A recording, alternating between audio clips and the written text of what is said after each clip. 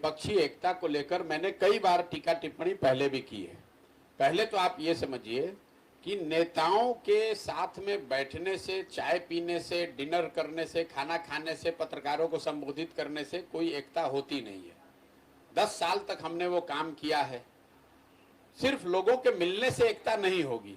दूसरी बात, अगर एकता हो भी जाए नेताओं के बीच में तो उसका मतलब ये नहीं है कि उसका चुनाव परिणाम पर कोई असर होगा। ये लोगों का भ्रम है कि सिर्फ दलों और नेताओं के साथ में आने से कोई बहुत बड़ा राजनीतिक भूचाल या बहुत बड़ी कोई घटना हो जाएगी। कई बार आप लोग ये उदाहरण देते हैं कि 77 में भी विपक्षी एकता हुई और जिससे इंदिरा जी को हराया गया, तो आपका ये भ्रम है।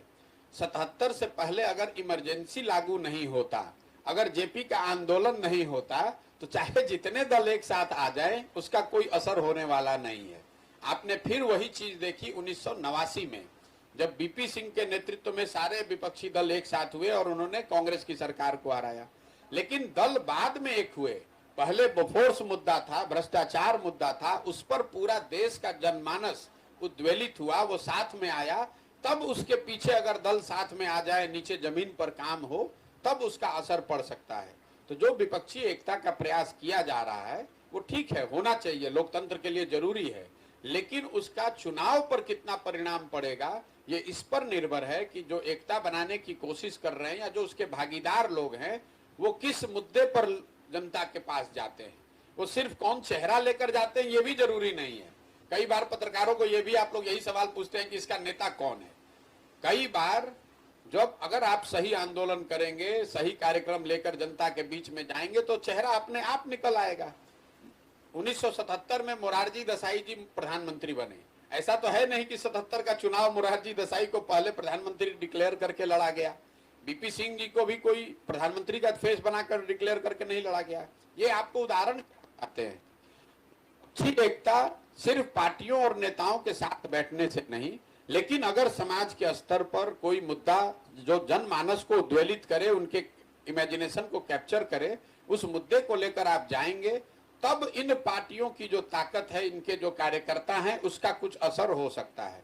जहां तक नीतीश जी के प्रयास का सवाल है, तो नीतीश जी की तो जो अपनी हालत इतनी खराब है, जो अपने राज्य में अपना पैर रखने का ठिकाना नहीं है, तो आप विपक्षी एकता और देश के स्तर पर उनको, भाई अगर विपक्षी एकता कोई करेगा, अगर आप ऑर्डर में भी देखिए तो सबसे बड़ी पार्टी कांग्रेस है, उसके बाद तृणमूल है, उसके बाद डीएमके है, जो पूरे राज्य जीत कर बैठे हुए हैं। उनके पास 20-20, 25-25 एमपी हैं, अपने राज्य में वो जीतने का दावा कर सकते हैं। नीतीश कुमार जी के पास तो कुछ है ही नहीं, न दल है, न इमेज बचा है, तो आप किस आधार पर आपको कोई बना दिए। तो बिहार के पत्रकार जो हैं, ये आप लोग जबरदस्ती का खबर बनाते हैं। आप कर्नाटक में, तमिलनाडु, बंगाल में जाइए तो कौन चर्चा कर रहा है नीतीश कुमार की। और जिस दिन महागठबंधन बिहार में बना, उस दिन मैंने ये बात कही कि बिहार का महागठबंधन बिहार की घटना है, इसका राष्ट्रीय राजनीति पर कोई असर नहीं पड़ने वाला है। आरजेडी को 0 एमपी है बिहार में। अब आप लोग का ये मानना है कि भाई ये इतना मजबूत दल है कि ये लोग डिसाइड कर सकते हैं।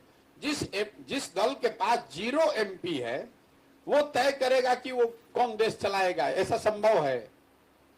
नीतीश जी के पास 42 गो विधायक है और 16 गो एमपी है, जो पिछले गठबंधन में वो जीते थे। कितना इस बार जीतेंगे वो आपको बेहतर मालूम है हमसे। तो जब आपकी अपनी ताकत नहीं है, आपके अपने 10 एमपी नहीं है, तो आप देश की राजनीति में क्या भूमिका अदा कर सकते हैं। 26-27 गो दल बैठता है, दोनों साइड देखिए, इंडिया में भी और एनडीए में भी। तो उसमें 2/3 दल तो ऐसे जिसका एको एमपी नहीं है। वो तो संख्या गिनाने के लिए एक दलों की परिपाटी है, कर्मकांड है कि भैया सबको बैठा लीजिए। इसका मतलब ये थोड़ी है कि वो कोई राष्ट्रीय राजनीति को उलट पुलट कर देंगे।